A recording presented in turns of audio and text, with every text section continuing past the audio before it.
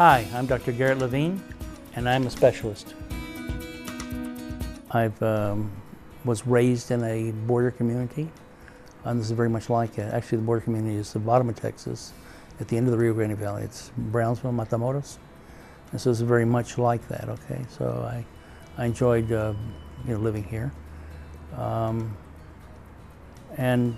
it's people are very friendly people. I like living here. I chose pediatrics before I chose neonatology. You have to be a pediatrician before you can become a neonatologist.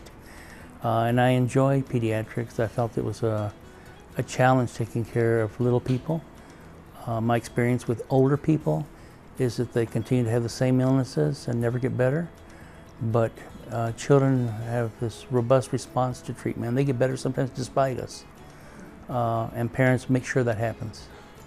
And in terms of neonatology, it's a very big challenge to try and take care of 1 kilogram baby who can't speak to you and figure out what's wrong with them. And so I found that to be very rewarding. I think the benefit of academic institution is that you're on the forefront of new treatments, teaching in many disciplines that allows a practitioner to afford perhaps a little bit better care than what might not be available without that available to you. As this reflects on the Children's Hospital, that would be true in many of the different disciplines that are offered for a children's hospital. Not all hospitals have all the subspecialists that are required to render care to children. One of the things we see as a neonatologist caring for infants is mothers who have not gotten any prenatal care. Teenage pregnancies, the mother who has a high-risk pregnancy and has not received the care that's offered in terms of perinatal care, which we have at both the university and the Children's Hospital. This really will reduce the infant morbidity and mortality to have gotten that care forefront before the baby's born. We have a relatively large group of neonatologists at Children's Hospital.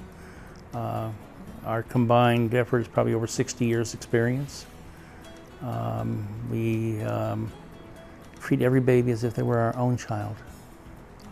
And we strive for success, both for the parents, the child, but the entire community that makes up the medical school and the hospital, and that is in the way of education and research as well.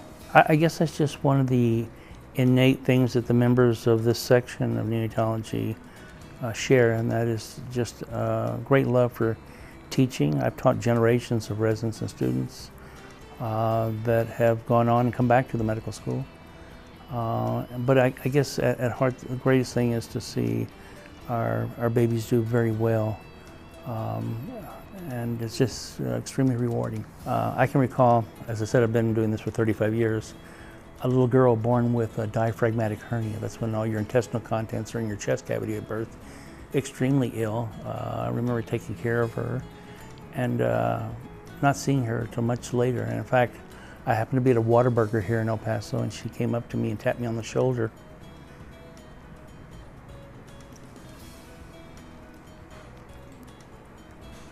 And I just found it very rewarding.